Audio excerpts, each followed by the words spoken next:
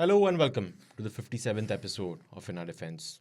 Hi Abhishek, how are you? Hi Dave, how are you doing? Very well. I'm doing fine. You look very serious. No, not at all. I'm just caught up with two or three things at the same time.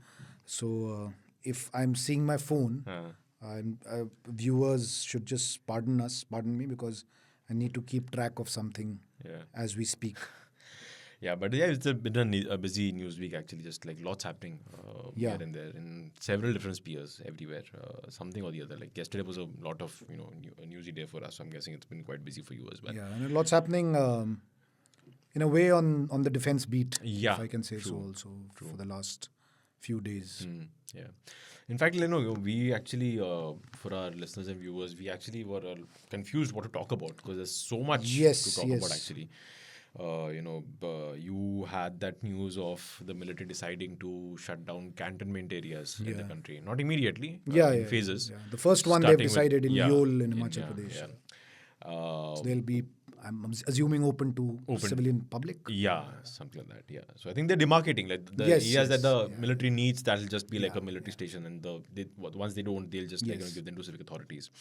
So you had that. You also have the ongoing rescue operation from Sudan. So it's a huge operation.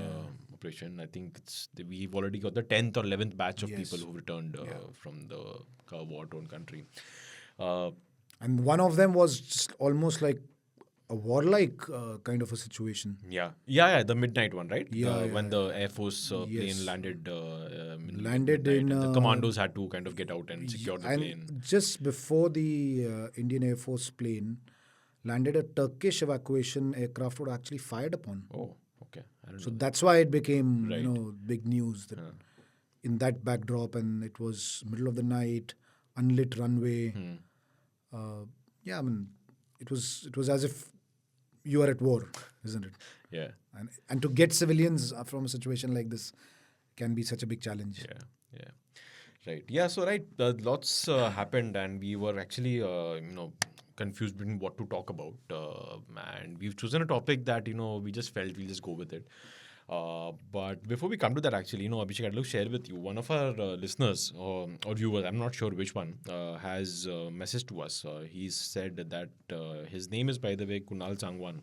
He works in the US, and he says, your dedication to the show clearly eliminates the whole dictation and never makes the podcast dull. In fact, at times it's music to the ears. And he goes on and he talks about how he works in the US.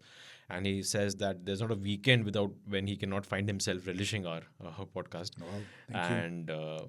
And some of his favorites are the ones that we did on cybersecurity. I think this was the episode when you'd come back from Israel one, the one on naval ships. I'm not sure which one because we did a couple of them. And the demand by the Navy for the third aircraft carrier. Aircraft carrier. Yeah, third aircraft carrier. Yeah. And also Major Summer Tour's experiences in Siachen and Sudan. All three of them also my favorites, by the way. I've loved the Vikrant episode. I've loved the summer episode. And cybersecurity, if I remember, it was quite a surprisingly good one. We weren't sure how it would turn out, but yeah. And fun fact, by the way, one of his family relatives has recently topped India in the UPSC ND exam. So, congratulations to Kunal and the entire family. Yeah. It's a big deal. Yeah. Topping. Exactly. So UPSC, ND exam. The ND exam. Yeah. And he wishes that we can talk in depth about India's nuclear submarine project, which I think is a good idea. It's a lovely idea. Only problem is it's all classified. Yeah. I mean, I don't know much. Abhishek probably knows a lot, but it's come on and say really classified, and we can give it a shot. But how much to talk, how much not to talk, we don't want to get into trouble. Yeah. In fact, it's so classified that I think after the first one, the Arihant, there's not been a formal announcement of what more is happening on the program. No, a bit has changed. We've had announcements of some important tests, trials being done. Yes. Earlier, that also wouldn't happen. Yeah. So that's a talking point. I think we should have. We briefly did discuss it because I remember talking once about, if you remember, on social media, satellite imagery from the Kochi shipyard had kind of given out hints that more nuclear submarine is out there. Did we do a podcast on India announcing formally some of the important tests?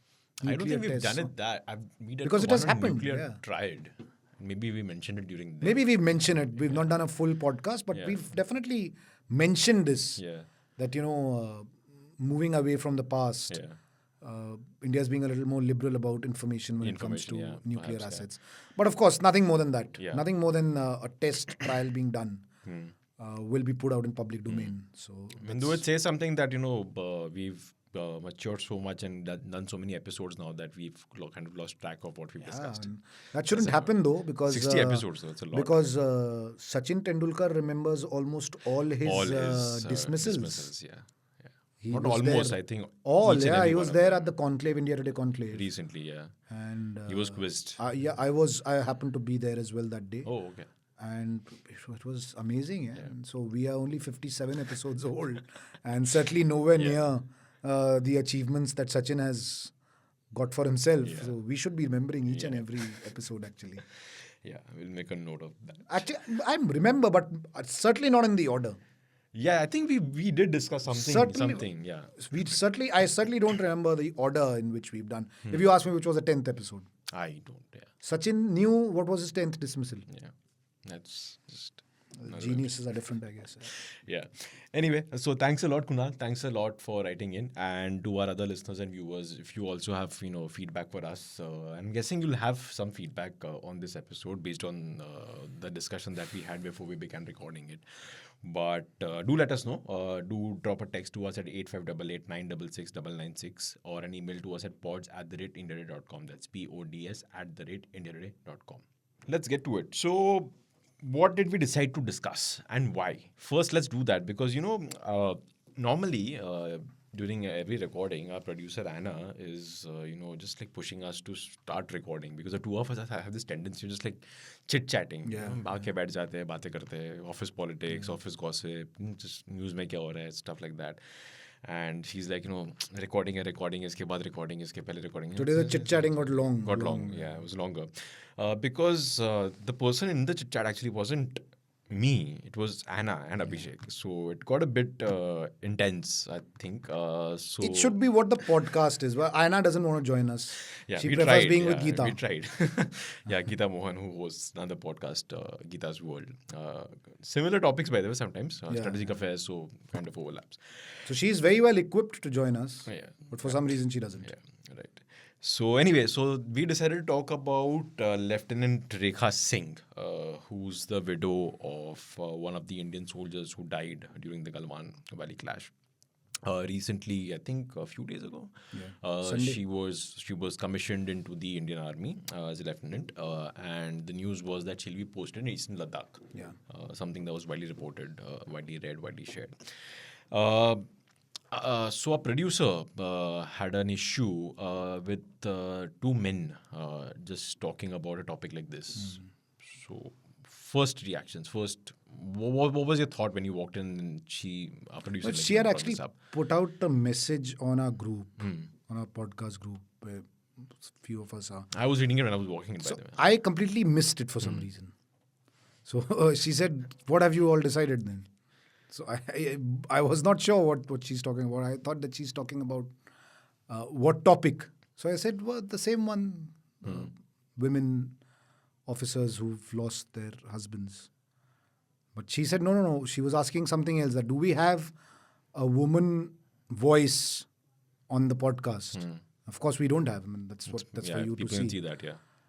So she was insisting that we should have had and we should have planned it that way. So one simple explanation was that if you expect like these serving officers to come, that's not possible. I mean, ideally, it would be a great show. Of course. If you have any of them. But these are the gaps that we can't fill. It's not in our hands. And that too at a short notice. But sometimes, see, we are not a documentary kind of a podcast. We rely on a lot of news events happening. Yes. Because we are news guys. So I think that suits our personalities more. I don't know, we can maybe try the historical ones and a documentary one sometime and just see how it works. Yeah. So you're sometimes you're really short on time and you decide things very quickly. But Anna was certainly not convinced with this either, isn't it? Yeah. So we don't want to get into too much of the debate because then it'll take away from the point that we want to discuss. And she felt that two men discussing about widows would come across as a lot of male entitlement, yeah. isn't it? So I think just before we started recording, my humble submission was that debating this without a woman would be worse. Yeah. Isn't it? So yeah, I mean, to put it in short, this was her concern, and my quotable quote from that conversation is that stories are gender neutral, Yeah. and I'm a storyteller. Let's keep it that way. Let's keep it that way. Let's talk about the story. But I'd like to get some.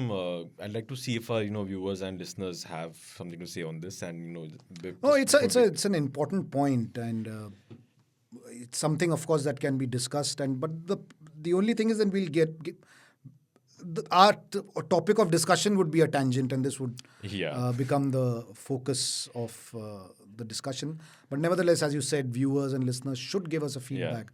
That if talking about women, is it always important to have a woman voice, or are stories the star?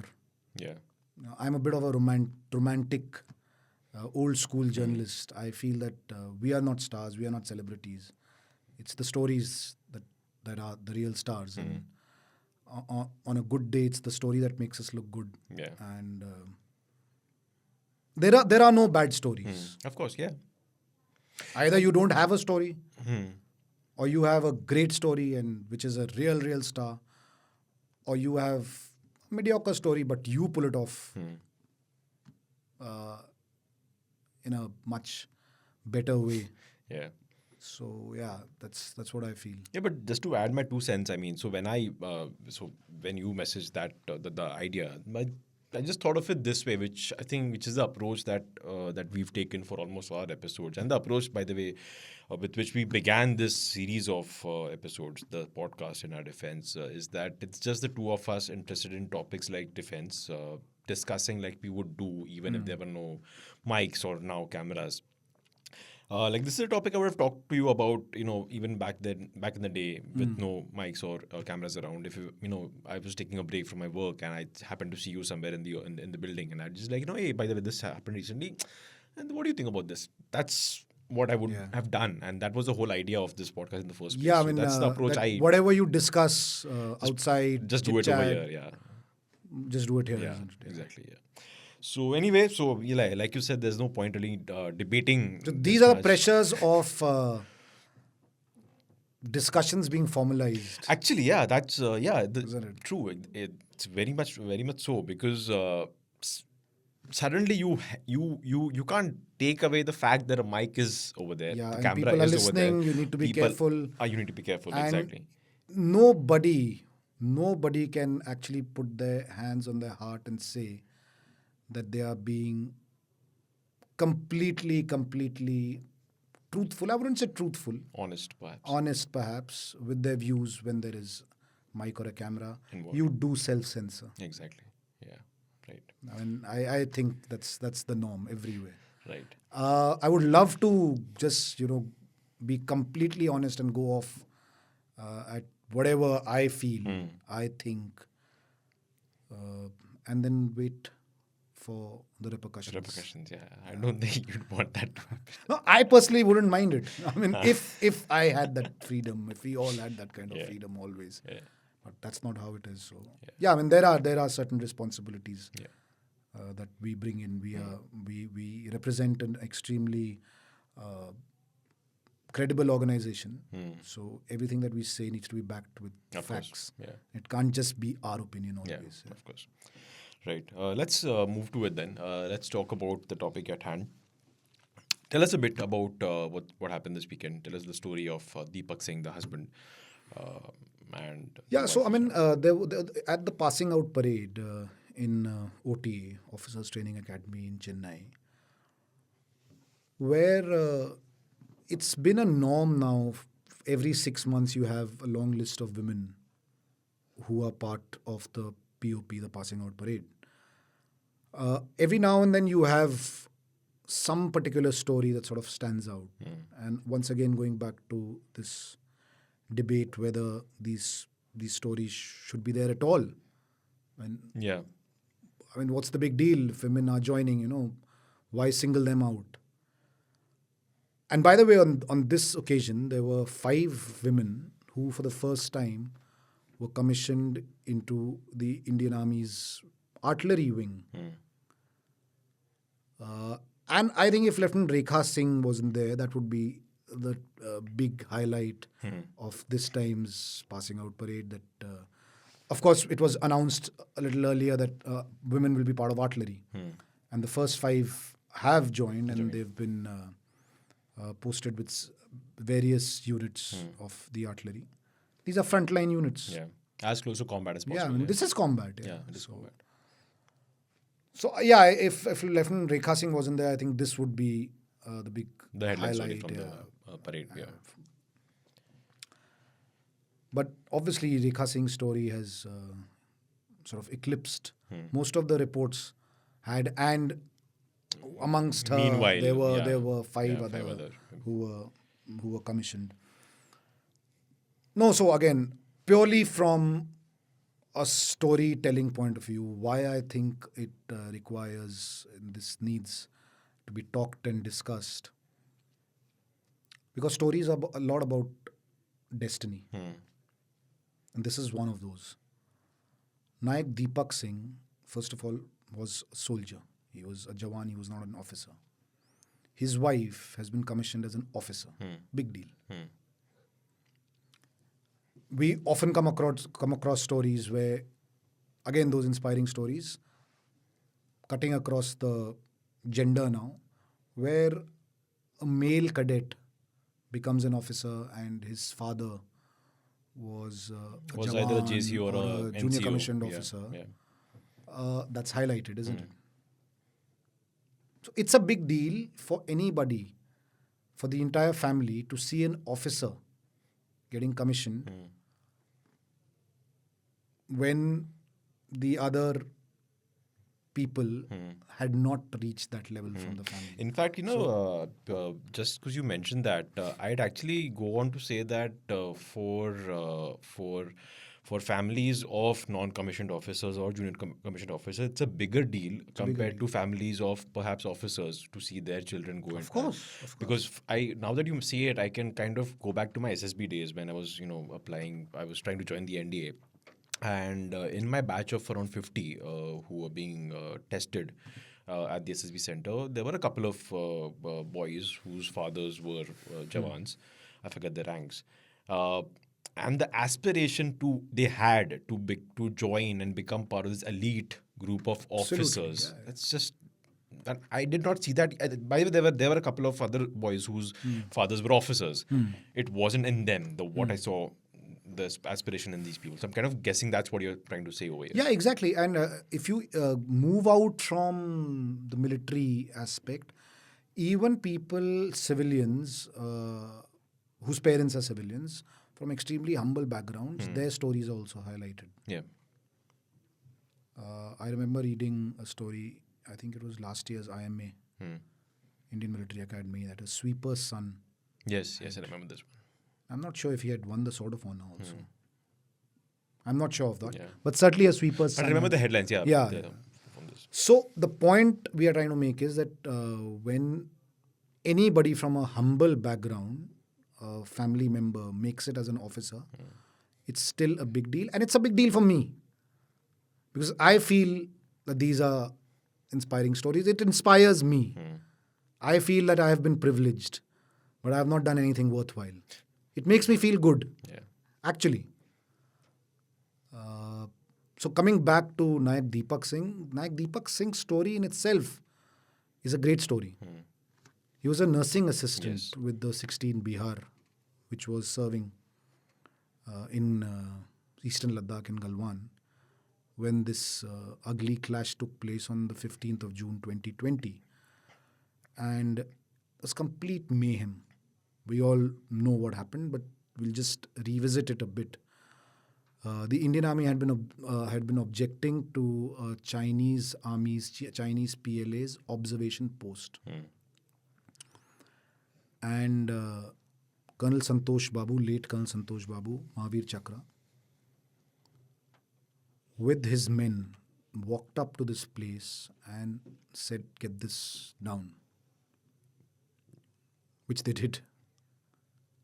And that's when there was an argument and a clash was triggered, because the Chinese PLA was expecting this to happen, and they had brought in reinforcements, and the Indian side was outnumbered like anything. And in the middle of the night, everybody forgot what their territories are. And that's the irony. Yeah.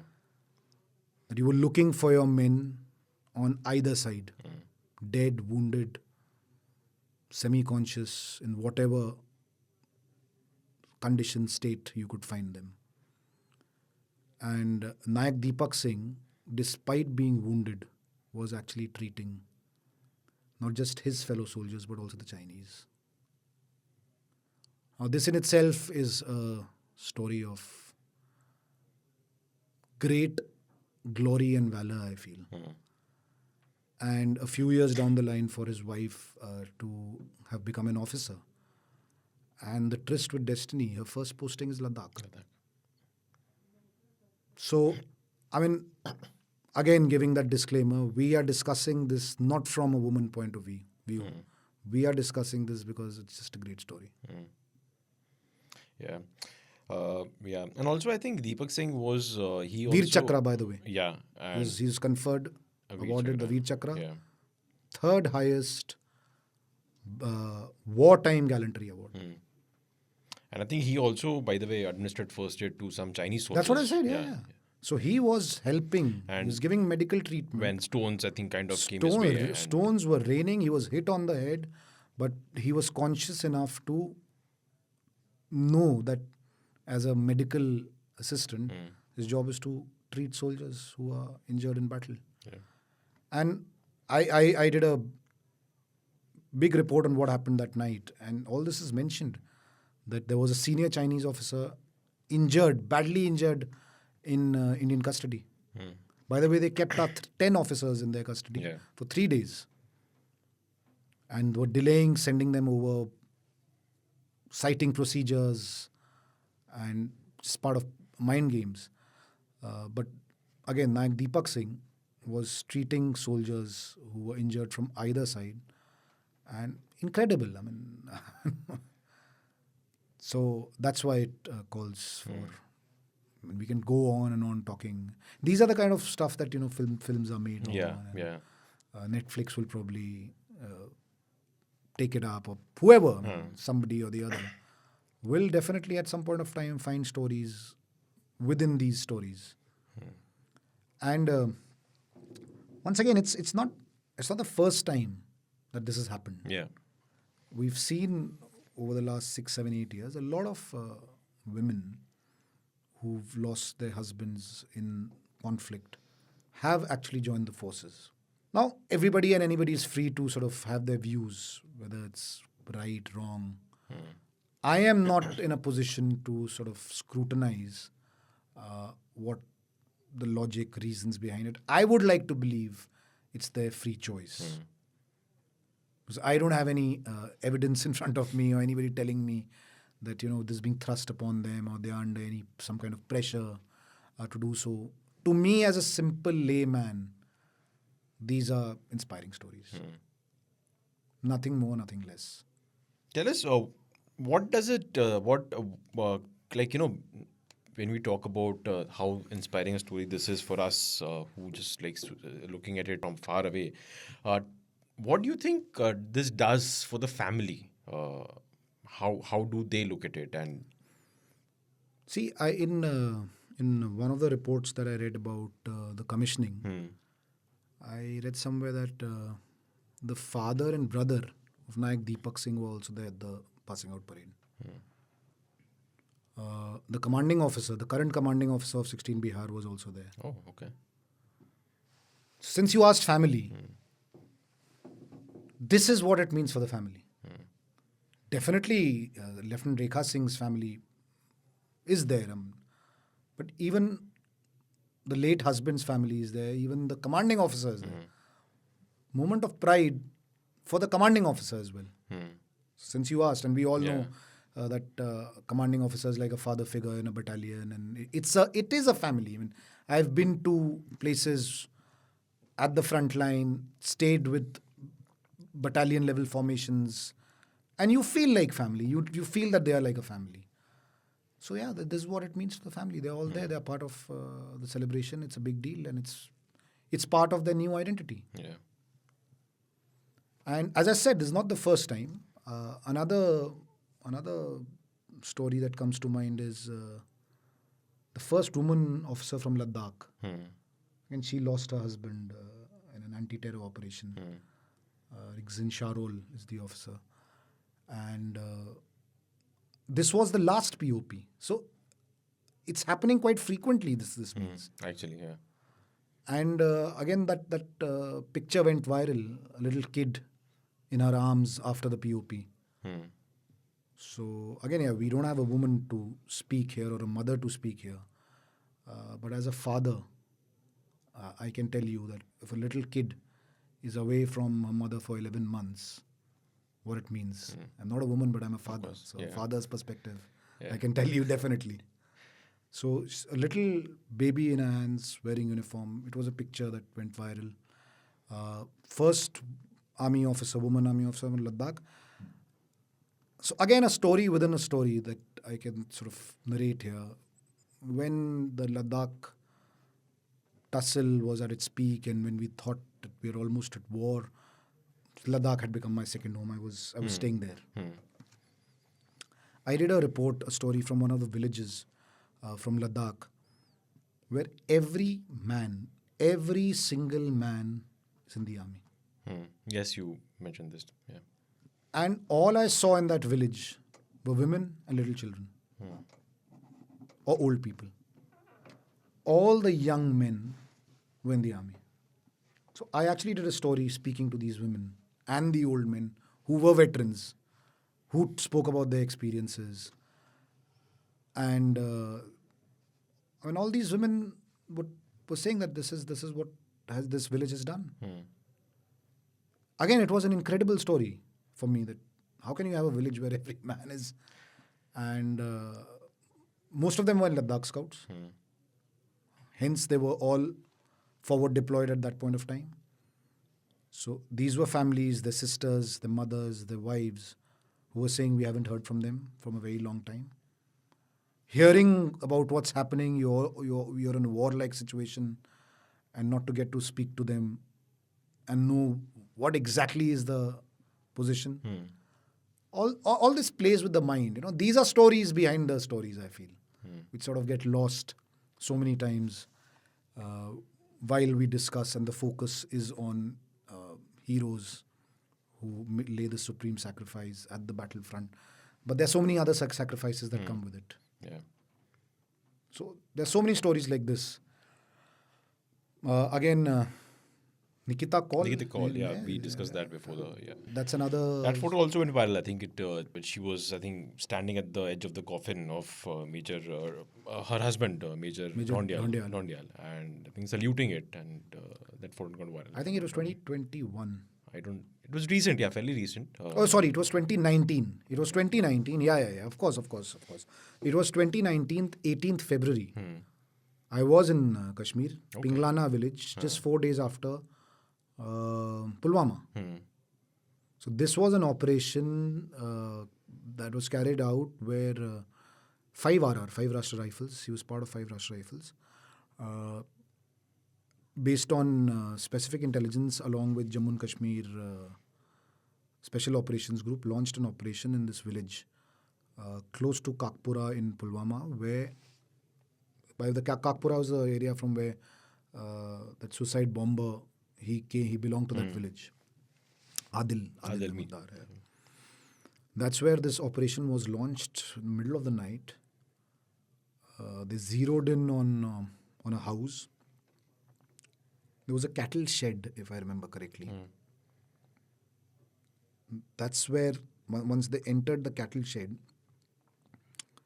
suspecting something, then there was a fire from there. And Major Dhondial was hit, but he continued to fight And of course, he was right in front, so he was the first one to be hit. The 3 other soldiers who were wounded, and later they succumbed to their injuries as well. And they were married only for 9 months, 8 or 9 months, when Major Dhondial died. Yeah. And then she was also commissioned as an officer, again in the Ordnance Corps, I think, if I'm not mistaken. So yeah, I mean, there are many stories like this. So we don't want to single out on one or two. Yeah. There have been quite a few, and see, there's a lot of insensitivity also that I come across, and I don't know how people can do it. So on social media, on Twitter, I saw somebody comment, "What's the big deal? She's got a job on compassionate grounds." Wow. I don't know. Do they realize what an 11-month rigorous Training is like, military training is all about? So even if this gentleman were to get this on compassionate or any grounds, I can challenge him. Will he withstand that training even for a week? Yeah. And forget the training, even like what happens after the training. I mean, the kind of areas you posted to, the kind of terrain, I mean, the it's kind of certainly weather, it's certainly job not stress it's is certainly involved. not just another job. Yeah, it's not another job exactly. Yeah, it's not that easy, right? So when we were talking, discussing, we were talking about this. I just like my mind kind of went to this thought.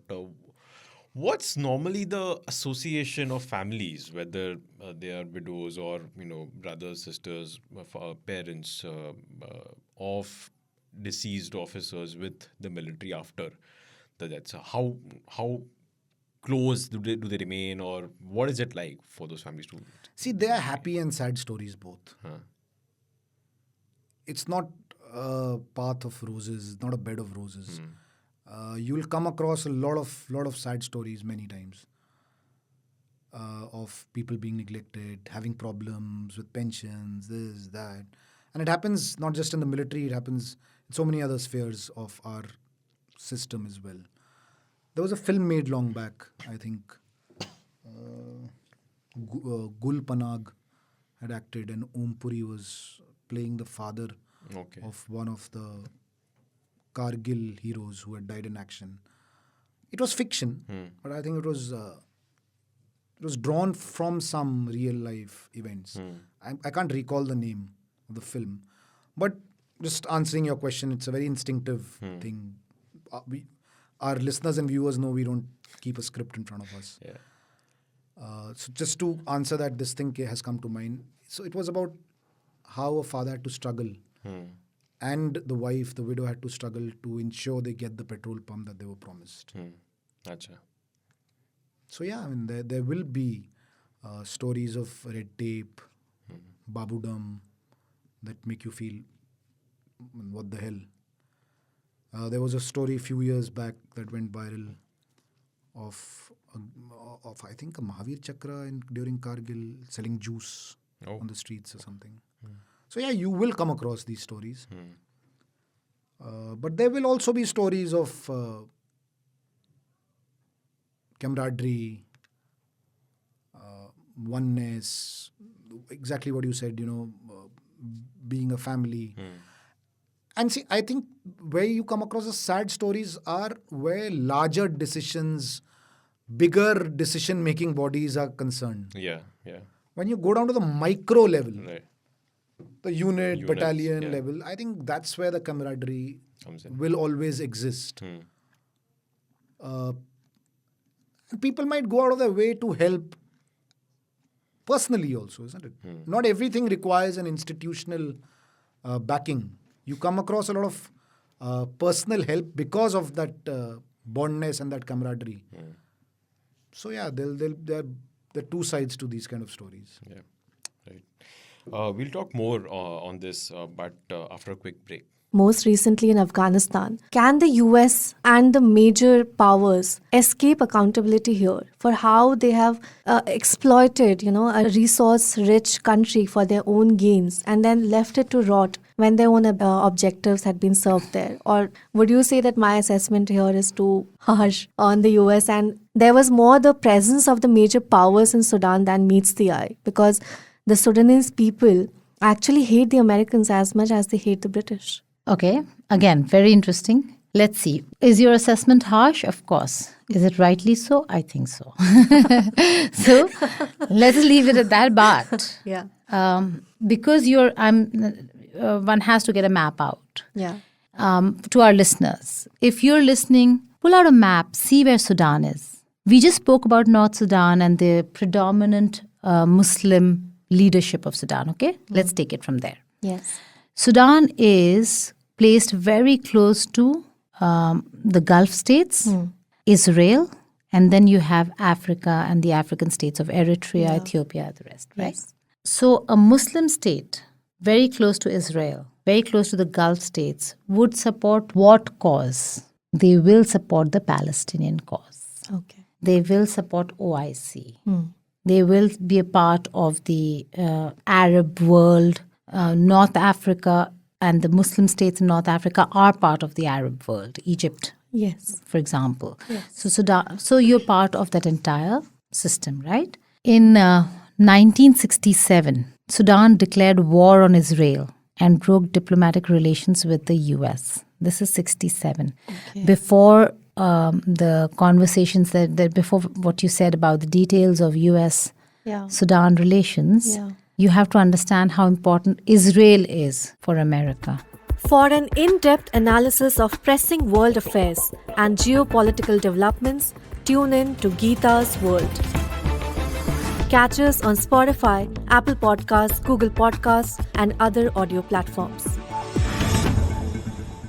Welcome back. Abhishek and I discussing the story of Lieutenant Rekha Singh. That was a peg. We've discussed couple of stories over here. Peg, by the way, it's a for journalistic term. non-journalists, is not the drink that you enjoy, but a hook, A hook. connection It's the trigger, one, the trigger. Yeah, the trigger which makes to you a story, talk to a about larger, headline. Yeah, larger story. So she's the wife of the late Naik, if I'm not wrong, Naik Deepak Singh, who died in the Galwan Valley clash, and she's joined the army, become an officer. And she'll be posted to Ladakh, the same region where her husband had fought the Chinese, and where the Indian army still is in I mean, tensions are high. tensions are high with China. And she's part of the Army Ordnance Corps. So let's just explain what the Army Ordnance Corps does for people to get a sense of what she'll be doing. Because remember, I just mentioned that there was some comment I came through that she'll be doing some odd job. Just before the break, you mentioned that you're because of just on on compassionate compassionate ground, you just got grounds. So the Army Ordnance Corps has a lot of men. So it has nothing to do with whether you are a woman or a man. It's a job that is extremely significant. They are responsible for providing all kinds of material and logistics during battle. And that's exactly what I saw up front in 2020 when I spent a lot of time in Ladakh. The importance of the Ordnance Corps, how logistics and material, when I say material, it means not just ration. It means material which is also ammunition, military platforms. So it's their responsibility to make sure that it's reached. everything to live and fight, basically. Yeah, it reaches the last soldier on the front line. So that's exactly what she'll be doing. So she is part of war machinery. Let's get that straight, isn't it? Nobody should think that it's some tokenism that is happening. So like many other men and women that she'll be working with, she will be part of India's real-time war machinery if and when required. Yeah. While discussing this topic, there's been this one nagging thought in my mind that I really haven't, like, pehle questions se I've been thinking ki I want to ask this, but I really can't bring myself to asking it because, and on this note, by the way, I kind of get a producer's point about why perhaps having a woman voice for this episode would have been justified, because the basic question, which I'm pretty sure even a lot of our listeners and viewers and people who read such stories would be asking, what goes through someone's mind to do something like this? And the thing is, the reason I cannot ask that to you is because we don't know the answers, and because these instances have been so recent, and they are commissioned officers, you can't really speak to them on the record, and they can't, have a chat with you just about their mindset, etc. So I don't know if you've told me that you haven't had a chance to interact with. I'll start with this. It's a very pertinent question that you've raised. It's something which is behind closed doors, discussed and debated. And again, I don't completely agree with Anna, because if you really want to get a good perspective, you have to get a woman who's lost her husband. True. In battle. Yeah. In battle. Yeah. Not in an accident. That's when, if you really want to understand what happens in the mind of a woman, and not necessarily a woman who's joined the forces, Yeah. at least speak to the ones who've not joined the forces if you want the other side of why they haven't joined and why the others have. Exactly. True. So it's a very complicated subject. That's why I said that's It's a why very, I very couldn't- complicated subject. So I'm not gonna ask that. Even though I said it, I'm not gonna ask that question. But I just wanted to talk about it. No, because I'll it try was to going be on in my as mind. truthful, as honest as possible, without saying anything which we shouldn't be saying, without casting any aspersions or being rude, or being like that guy who made that comment on. We don't want to be accused of that. Yeah. Isn't it? So yeah, it's something which is debated, thought of. I can only say that anybody who goes through, makes the cut, has gone through certain scrutiny. So they are good enough to have gone through that scrutiny. That's why they are there. Now, whether it's an emotional decision by them to join the forces, because certainly, that wasn't their first choice. There's no doubt about it. Yeah. That's a fact. Had there been this their first choice, they would be officers by now, before the events that unfolded happened, yeah. in their lives. So, if they are driven by emotion, well, again, it's their choice. How can we question their choice? If that emotion is driven out of some external influence, can be talked about, but not you, not me, not any other army officer, not any other woman is capable of giving you the right answers. Yeah. True. This can only be dealt with a woman who's gone through exactly the same kind of a situation. Yeah.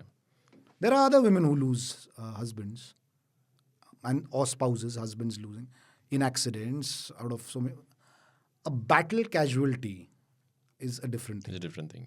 See, a few years back, I was told by an officer, a very senior officer, who, if you go to their offices, it feels like you're in a newsroom, because their job is to sort of monitor what's happening on the news sphere. And I think one of the similar cases, operations, some casualties had happened, and the usual visuals were running on all television channels, where people were mourning, people were crying, those kind of visuals. So he said, "Yeah, frankly, I don't like this thing being shown on TV." So I said, "Why? What's wrong? These are real stories. I don't see anything wrong with it." So he said, "It's not good for me. It's not good for my soldiers. It's not good for my officers." So, see, everybody has a completely different way of thinking, not getting into the merits of what's right and what's wrong. The argument was that when somebody signs up for being in the forces, not just them, their families they know what can come their way. Yeah. That mental preparation is part of the training. And in a way that the guys who get recruited, in some way they train their families as well about. Be prepared for the about worst, this, basically. yeah. He said, when this happens and my soldiers see it in their barracks, in their frontline locations, that's where the problem is. They start thinking, This is what will happen. This to is what our will families, happen. to our families when So these are extremely complicated Yeah. And subjects that's actually a very that go beyond political Yeah. correctness, incorrectness. yeah, because what you just described, that's a perspective that no one can give you. I mean, that's not a single nobody, person nobody. I know in my circle could give that perspective. So Except similarly, an I am officer who's saying. seen Similarly, I am saying that for this perspective, just having a woman, that. Yeah.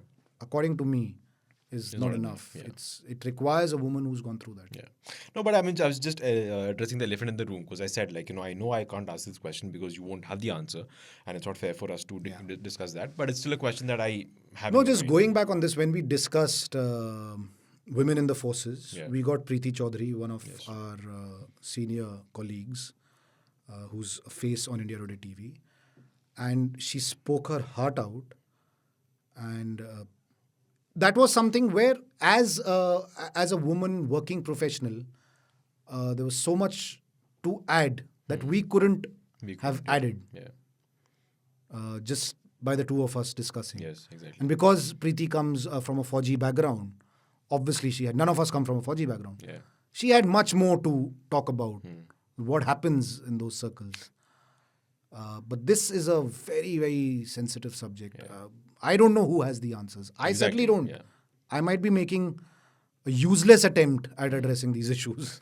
That's why when we started this, that we are not speaking here as experts or somebody who understands the psyche. We're just telling the stories. Yeah. I think let's move away from this now. It's like on a the parting thought and discussion that I want to have with you, and it's back to our usual controversial questions time for you. This is the tangent to what we discussed, and it's got something to do with women in the forces. Is that off late? And when I say off late, I'd say I don't want to put a time frame to it, but let's say the last few years, we've seen lots of reports to do with women in the forces. Like you mentioned in the artillery. Recently, there was about a woman officer being posted at Siachen. Then there was about, and I'm talking about the recent in the last few months. There was about women pilots going to UK, if I'm not wrong, for an air exercise. France, sorry, for an air exercise. Again, for me, that's not a big deal. Not a big deal, but A woman officer, if you have women fighter pilots, where will they go? Where will they go? Yeah, I don't know why. That is tokenism. That Yeah. is something which is not required. yeah, The picture of a woman officer. yeah. But what I'm getting at, You have 16 fighter pilots. yeah. What, Yeah. what do you expect will them to do? I know what I'm getting at. Suddenly, and this is this is a perspective I'm giving to you as somebody who's just watching and reading about this, not someone who's covered defense like you do. Suddenly, you have this picture being built. I'm not saying it's happening intentionally, but a picture being built of the armed forces being very welcoming for women and doing whatever they can to ensure women have a great role in the military. When in fact, if you just go back to our episode that we just discussed right now, just not long ago, the armed forces was completely against women in the forces. What I'm getting to is this just a large PR exercise at work, or do you think there is some thought level change happening in the forces? PR exercise obviously comes in at some point of time. Like this is a PR exercise. A woman officer going for an exercise in France. In France, yeah. That is a PR exercise. But women joining artillery is a policy decision. Yeah, that's what I'm getting at. So these decisions, whatever you see them happening now, and you see a lot of them happening in a very quick See, according fashion. to me, So what's going on, basically? I feel the biggest decision that has been taken is women in NDA. Not a decision that was taken. It was Whatever, they had to do it. They had to do it. Yeah. It's something that has been done. Yeah. Now they are there. That will tell us what the change is going to be as and when because they won't be short service commission officers now. Yeah. So that's the big change, and the fallout of it we'll only know when these cadets, women who are cadets right now, become officers. The next batch comes, then the next batch comes, then the next batch comes, and suddenly you have 50, 100, 200, 500 permanent commissioned officers who are women. Yeah. So the ball has got rolling.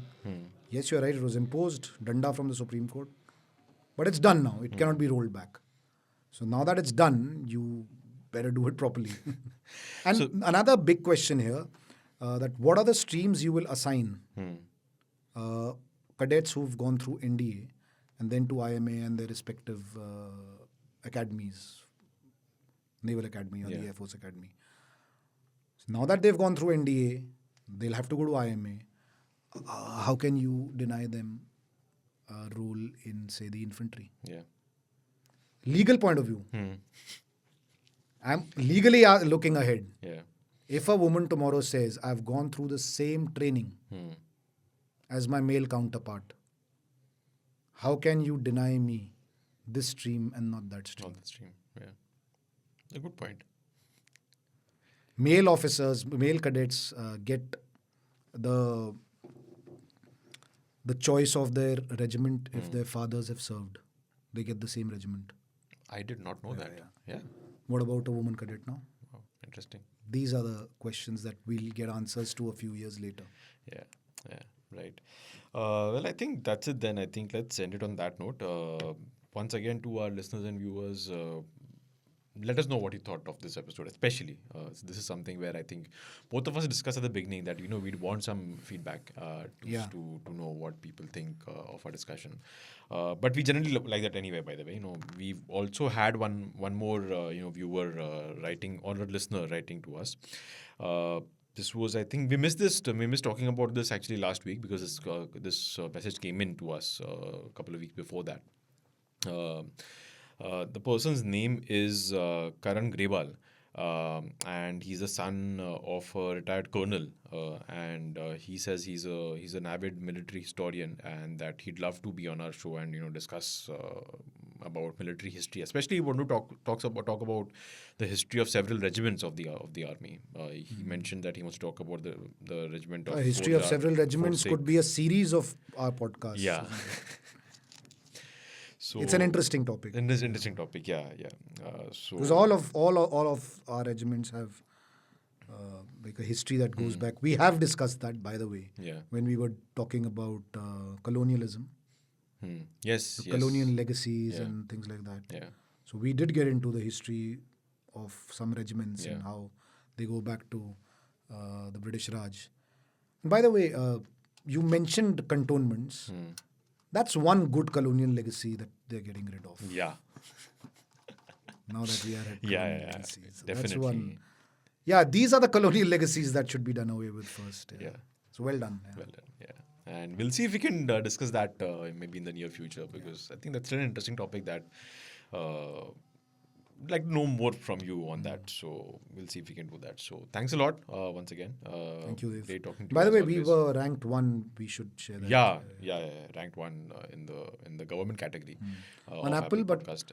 what about Spotify? The people on Spotify should come to us as well. Yeah, so and people now that we are Spotify on do- YouTube, please on YouTube as well. So people subscribe. On Is there a Spotify- subscribing thing? Or there is one on YouTube, and just watch and share. Just watch and share. And share more than subscribe. Just share, because you'll find us. So share with your friends, family. WhatsApp groups. WhatsApp groups. It's okay to flood your WhatsApp groups with this rather than a lot some- of nonsense that goes around. Yeah. So and in the comments, do let us know what you thought of this episode, or of our series in general, and if there's anything that you want us to talk about. That's it for this week's Defense Dose. For more, tune in next week. Till then, stay safe and do not cross any boundaries without a passport. Bye bye.